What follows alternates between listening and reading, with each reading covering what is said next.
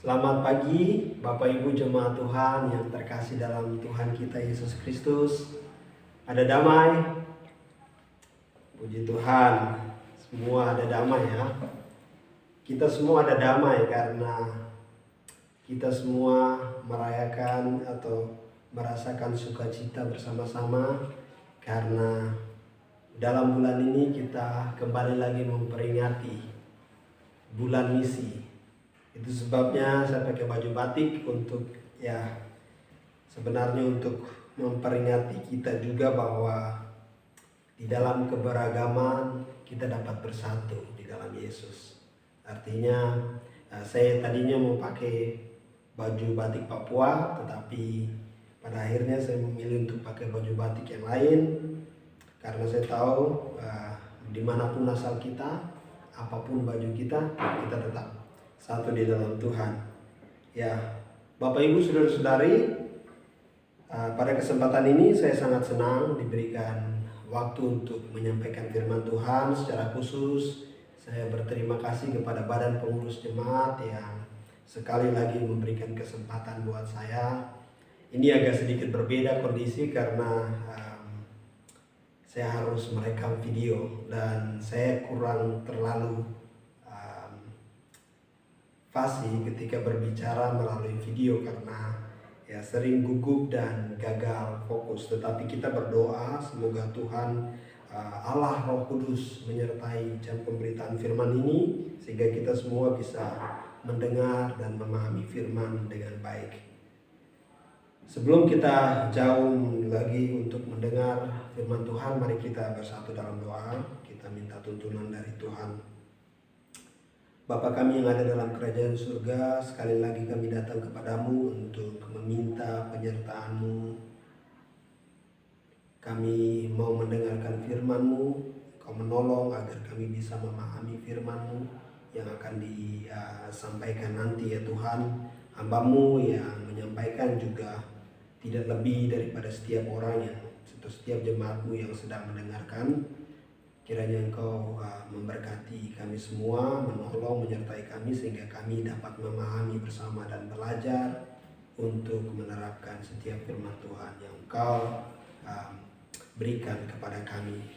Kami berdoa kiranya Roh Kudus-Mu menyertai waktu ini. Kiranya ada kuasa-kuasa gelap yang ingin mencuri kebenaran firman Tuhan, roh-roh jahat yang ingin mengambil bagian kebenaran firman Tuhan dari kami. Kami berdoa dalam nama Yesus, Engkau mengusir itu dan Engkau tidak mengizinkan itu sehingga firman-firman ini dapat semua tumbuh dan jatuh di tanah yang subur sehingga dapat menghasilkan buah dan dampak yang baik Tuhan. Bersyukur berdoa dalam nama Yesus, kami telah membawa setiap pergumulan doa dan dalam jam pemberitaan firman ini. Amin. Bapak Ibu saudara-saudari, Gereja Kemahi Injil Indonesia dari pusat memberikan satu tema bahwa hari ini kita akan berbicara tentang gereja yang bertumbuh dalam semangat persatuan dan kesatuan. Sekali lagi, gereja yang bertumbuh dalam semangat persatuan dan kesatuan. Bapak Ibu saudara-saudari, gereja yang bertumbuh dalam semangat persatuan dan kesatuan itu sebenarnya memiliki makna yang tersendiri. Artinya ketika kita berbicara tentang persatuan dan kesatuan, itu merupakan dua kata yang akar katanya adalah sama, yaitu mengacu kepada keutuhan atau kesatuan, tetapi pada pengertiannya memiliki makna yang berbeda. Nah, ketika kita berbicara tentang persatuan, itu lebih mengacu kepada suatu proses di mana bagian-bagian itu menjadi utuh, atau proses di mana bagian-bagian itu bergerak untuk sama-sama menjadi utuh, dan itu merupakan proses yang membutuhkan waktu. Sedangkan kata kesatuan itu mengacu kepada suatu ekspektasi bahwa ada suatu kondisi yang sudah menjadi satu atau sudah menjadi utuh. Jadi sebenarnya kalau kita melihat dari tema yang diberikan, sebenarnya kita bisa melihat bahwa ini merupakan suatu proses yang harus dijalani oleh gereja supaya menjadi utuh, menjadi satu. Nah, khususnya pada kesempatan ini, di waktu ini kita akan belajar dari firman Tuhan yang terambil dalam Efesus pasal 4 ayat 11 sampai ayat 16. Jadi kita akan belajar untuk menjadi utuh atau satu berdasarkan Efesus pasal 4 ayat 11 sampai ayatnya yang ke-16.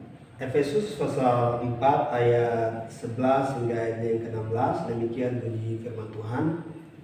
Dan ialah yang memberikan baik rasul-rasul maupun nabi-nabi, baik pemberita-pemberita Injil maupun gembala-gembala dan pengajar-pengajar, untuk memperlengkapi orang-orang kudus bagi pekerjaan pelayanan bagi pembangunan tubuh Kristus, sampai kita semua telah mencapai kesatuan iman, pengetahuan yang benar tentang anak Allah, dan kedewasaan yang penuh, dan tingkat pertumbuhan yang sesuai dengan kepenuhan Kristus, sehingga kita bukan lagi anak yang diombang-ambingkan oleh rupa-rupa angin pengajaran, oleh permainan palsu manusia dalam kelicikan mereka yang menyesatkan. Tetapi dengan teguh berpegang kepada kebenaran di dalam kasih, kita bertumbuh di dalam segala hal ke arah Dia, Kristus, yang adalah kepala daripada semuanya lah seluruh tubuh yang tersusun rapi dan diikat menjadi satu oleh pelayanan semua bagiannya, sesuai dengan kadar pekerjaan tiap-tiap anggota, menerima pertumbuhannya dan membangun dirinya dalam kasih. Demikian jauh pembacaan firman Tuhan. Yang berbahagia ialah mereka yang membaca, merenungkan, dan yang melakukan firman Tuhan dalam kehidupan sehari-hari. Nah, Bapak Ibu Saudara-saudari yang terkasih, berbicara tentang keutuhan atau kesatuan, kita selalu mau melihat proses bagaimana gereja bisa memiliki persatuan dan kesatuan, atau bagaimana gereja bisa bertumbuh dalam persatuan dan kesatuan. Nah, Paulus sendiri memberikan setidaknya dua hal yang dapat menolong jemaat Tuhan untuk bisa memiliki atau untuk bisa mengikuti proses sehingga mereka bisa menjadi jemaat yang memiliki persatuan dan kesatuan. Dan itu belajar dari ayat-ayat sebelum dari Efesus pasal 4. Contoh kita lihat dalam Efesus pasal 4 ayat 2. Hendaklah kamu selalu rendah hati, lemah lembut dan sabar. Tunjukkanlah kasihmu dalam segala hal, saling membantu. Nah, di sini kita bisa melihat bahwa Paulus memberikan satu konsep bahwa ketika kita ingin mencapai suatu keutuhan dalam jemaat atau bertumbuh dalam keutuhan, kita harus bisa hidup saling mengasihi dengan cara rendah hati, sabar, dan juga lemah lembut. Nah, ini terhadap satu dengan yang lain. Nah, kemudian di dalam ayatnya yang ketiga sampai ayatnya yang ke-6, kita melihat bahwa Paulus juga memberikan satu konsep tentang kesatuan yang dapat dipelajari dari keesahan Allah kita. Artinya konsep Tritunggal juga dijelaskan dari dalam teks ini, sehingga kita bisa melihat bahwa kita bisa belajar untuk menjadi kesatuan atau memiliki kesatuan dalam proses itu melalui bagaimana kita melihat Allah yang satu. Artinya Allah yang kita sembah itu satu, sehingga dengan demikian kita bisa juga belajar untuk menjadi satu, bersatu, sama seperti Allah kita adalah satu. Nah, saya tidak akan berbicara panjang lebar mengenai konsep Tritunggal yang dijelaskan dari kitab Efesus pasal 4 atau konsep kesatuan jemaat yang dijelaskan dalam Efesus pasal 4 ayat 2 yang kita sudah melihat sekilas bersama. Nah, Bapak Ibu Saudara-saudari, kita akan lanjut langsung melihat mengenai teks yang kita bahas hari ini. Namun sebelum itu, kita melihat bahwa di dalam Efesus pasal 4 ayat 8 kita melihat suatu teks yang mengatakan bahwa Paulus mengutip satu teks dari Mazmur nomor 68 ayat 19. Nah, kita baca dulu ayat 8 dan kita akan melihat di pembacaan Alkitab kedua kita, yaitu dari Mazmur nomor 68 ayat 19. Itulah sebabnya, kata Nas, tak kala ia naik ke tempat tinggi, ia membawa tawanan-tawanan, ia memberikan pemberian-pemberian kepada manusia. Nah, di sini Paulus coba mengatakan bahwa tak kala ia naik ke tempat yang tinggi, ia membawa tawanan-tawanan, ia memberikan pemberian-pemberian kepada manusia. Nah, coba kita melihat di dalam Mazmur nomor 68. Sekali lagi, Mazmur nomor 68 ayatnya yang ke-19. Oke, Mazmur nomor 68 ayatnya yang ke-19. Demikianlah firman Tuhan.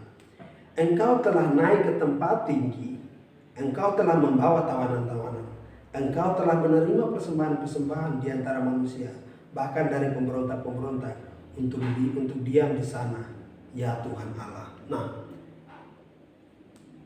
dari dua teks ini kita melihat ada perbedaan, bahwa di sini Allah menerima, atau Yesus menerima persembahan-persembahan di antara manusia.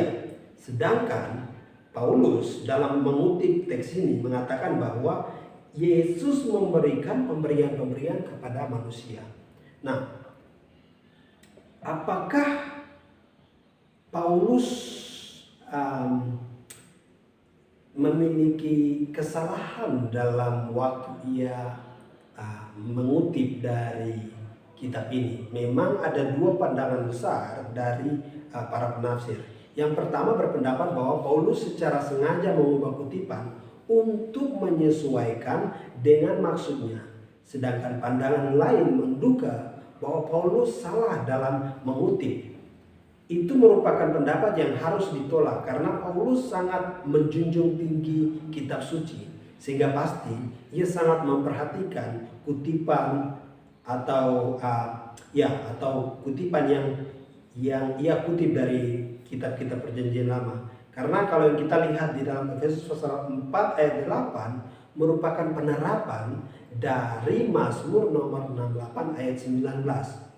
Atau dengan kata lain, teks Efesus pasal 4 ayat 8 dapat diterjemahkan sebagai Yesus yang telah menang atas semua penguasa dan menerima pemberian-pemberian, kemudian memberikannya kepada manusia berdasarkan anugerahnya.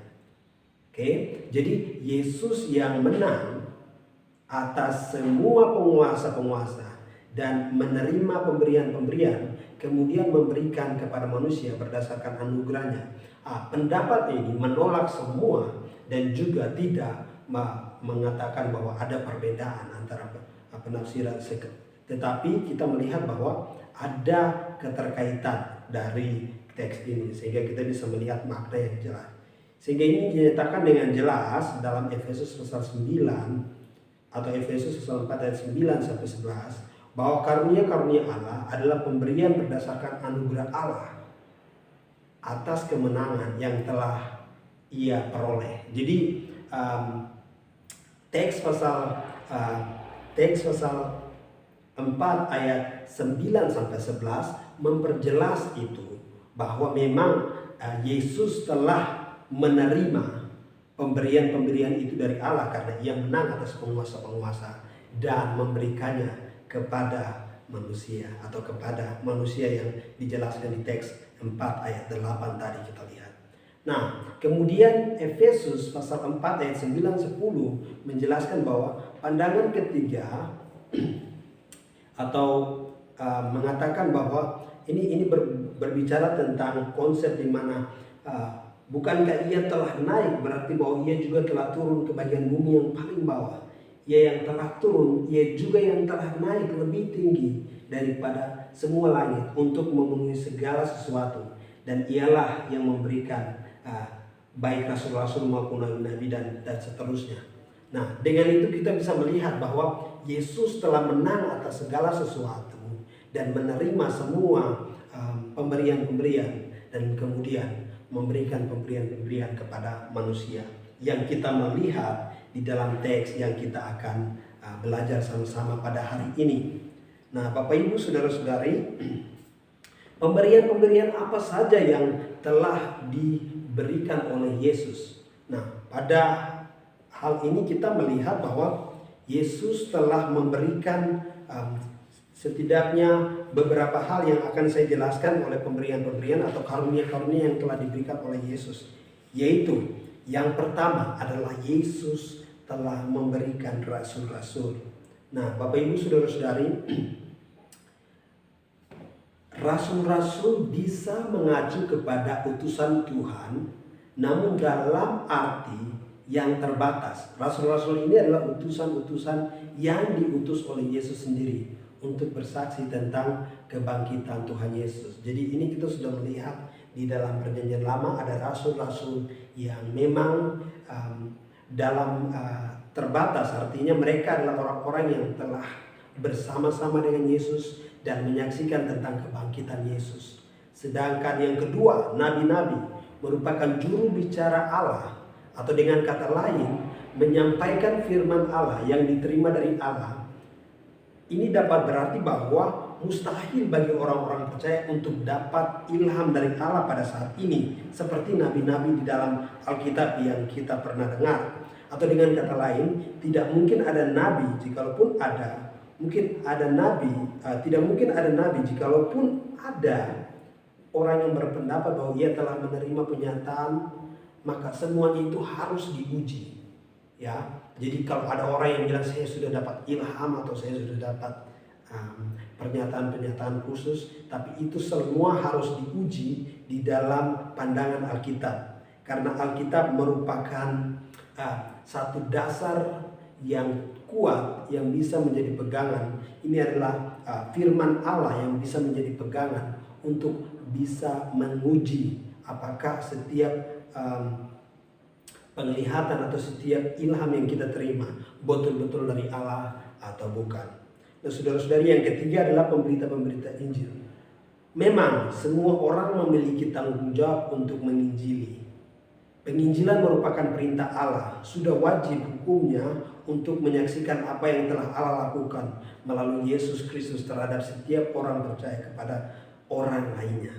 Namun dalam konteks ini mengacu kepada pemberita-pemberita Injil yang memiliki kemampuan khusus, yaitu orang yang memiliki kemampuan khusus untuk menjelaskan Injil dengan baik dalam khotbah maupun dalam diskusi. Artinya memang ada orang-orang yang khusus yang memiliki kemampuan untuk bisa bersaksi atau bisa berdiskusi dengan baik, dengan lancar menjelaskan tentang Injil Kristus. Nah, dengan demikian bahwa orang-orang itu dapat bisa mempengaruhi banyak orang. Nah, itu memang anugerah secara khusus. Dan ini tidak menutup kemungkinan bahwa semua orang memang diberikan tugas untuk menginjili.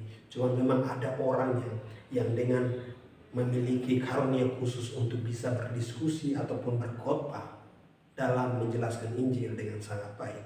Nah, yang kelima kita melihat bahwa ada gembala-gembala dan pengajar-pengajar. Nah, di sini kita melihat bahwa ada hal yang berbeda. Artinya ada fungsi yang berbeda antara gembala dan pengajar. Kita tahu bahwa seorang gembala sudah pasti mengajar.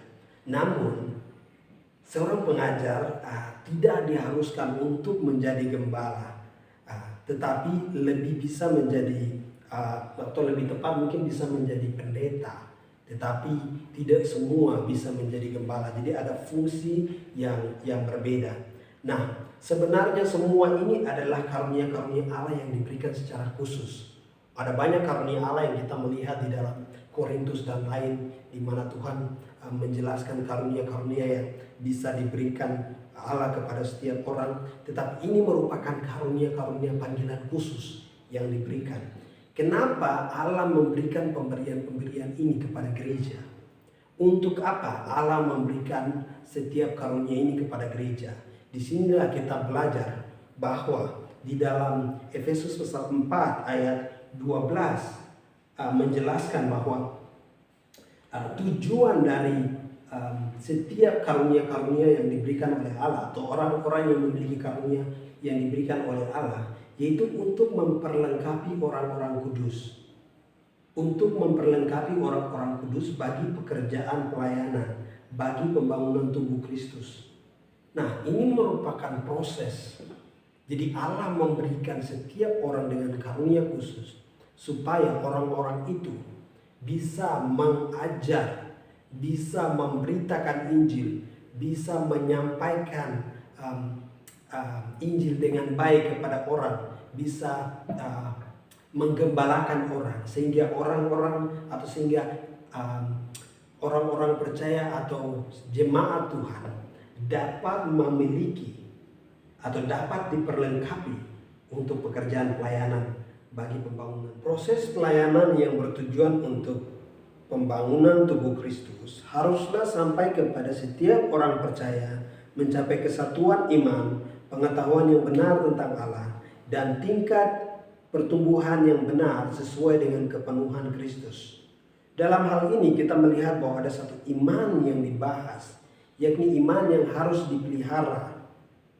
Sedangkan dalam Efesus pasal 4 ayat 13, Paulus perintahkan kita untuk mencapai tingkat persatuan iman. Artinya di dalam ayat 4 juga Paulus ada bahas tentang iman yang harus dipelihara.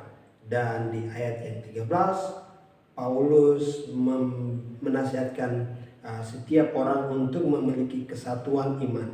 Apakah ada pertentangan dalam pandangan ini? Nah, kita harus memahami iman seperti konsep pengudusan ya.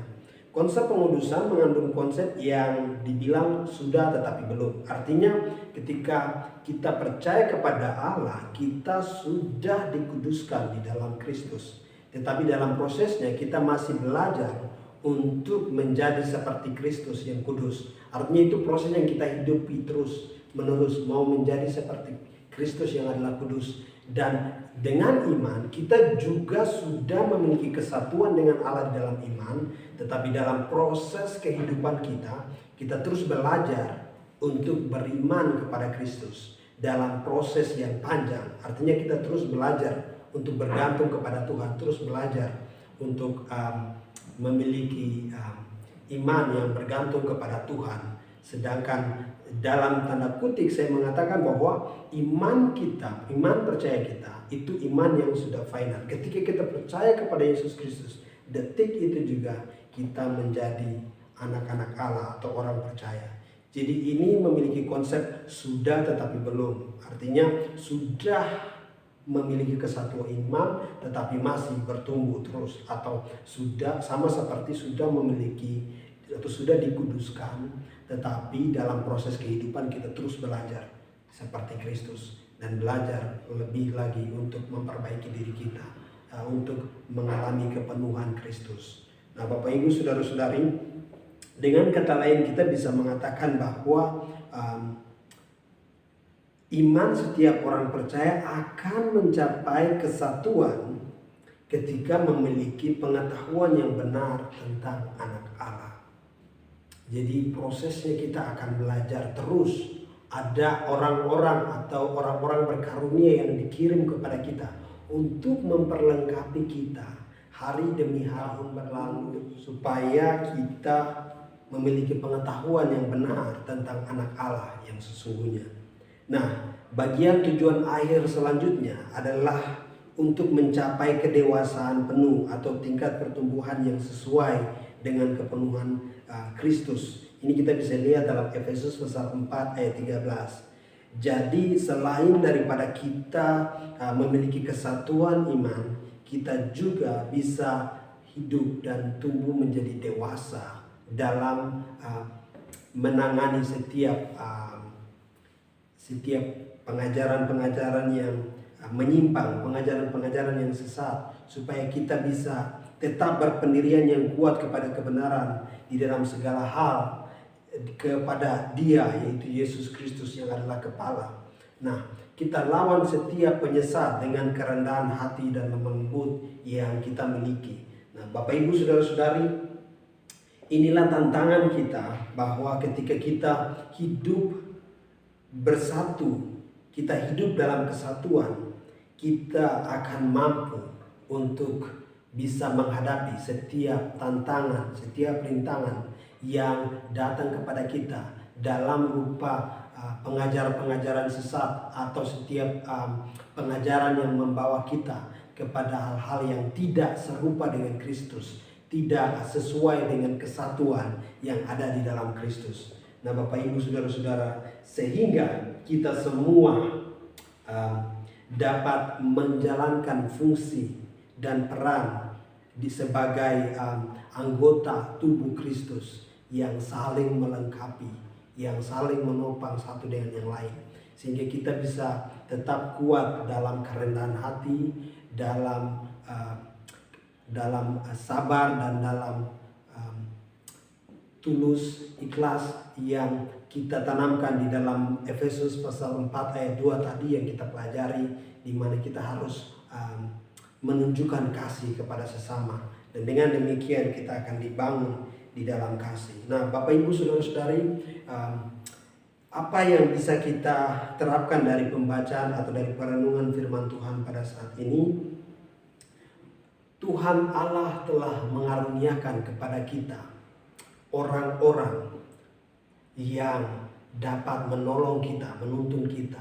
Dalam hal ini badan pengurus jemaat, dalam hal ini setiap hamba-hamba Tuhan, dalam hal ini setiap penginjil-penginjil, untuk memperlengkapi jemaat Tuhan. Jadi marilah kita dengan rendah hati, dengan lemah lembut, dengan tulus untuk datang, untuk menghadapi atau untuk siap memperoleh pembentukan, memperoleh suatu proses supaya kita menjadi dewasa, supaya kita menjadi satu di dalam Tuhan.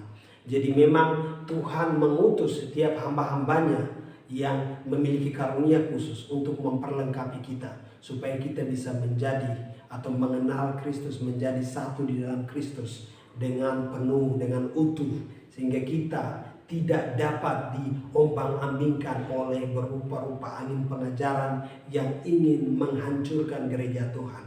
Mari kita belajar sama-sama dari kebenaran firman Tuhan ini, sehingga kita bisa menjadi gereja yang kuat, gereja yang bersatu, gereja yang memiliki tekad yang kuat untuk bertumbuh bersama-sama di dalam semangat kesatuan dan persatuan, sehingga kita mampu menjadi gereja yang mengenal Kristus dengan seutuhnya, yang bersatu di dalam iman, dan yang bertahan di dalam setiap tantangan dunia yang jahat yang kita hadapi, sehingga kemudian kelak kita ditemui sebagai anak-anak Allah yang taat, anak-anak Allah yang setia, anak-anak Allah yang benar-benar melaksanakan tugas dan tanggung jawab Allah. Oleh sebab itu, Bapak Ibu jemaat Tuhan, mari kita memiliki jemaat lokal merupakan suatu kekuatan besar yang sangat kuat, di mana kita bisa berpegang dengan tangan untuk terus maju, bertindak, bertambah, dan berdampak bagi kemuliaan nama Tuhan. Mari kita bersatu di dalam doa. Bapa, pada hari ini kami telah mendengarkan firman-Mu, bahwa Engkau adalah Allah yang luar biasa. Engkau telah menang di atas segalanya, dan Engkau telah memberikan orang-orang yang Engkau percayakan kepada kami, agar kami diperlengkapi, supaya kami bisa menjadi anak-anak yang dewasa di dalam Engkau, supaya kami menjadi anak-anak yang mengenal Engkau, mengenal firman, sehingga kami bisa tetap kuat di dalam dunia yang jahat ini, dan kami bisa berpegang dalam kebenaran Tuhan. Terima kasih untuk jam pemberitaan firman-Mu ini Tuhan. Bantu kami melalui Allah-Mu, Roh Kudus menuntun kami, agar kami terus mengingat firman-Mu, bahwa Engkau akan terus menolong kami untuk mengenal Engkau lebih lagi, sehingga kami bisa bertumbuh di dalam kasih yang arahnya kepada Engkau ya Tuhan. Dalam nama Yesus Kristus kami telah berdoa dan bersyukur. Amin. Terima kasih jemaat Tuhan.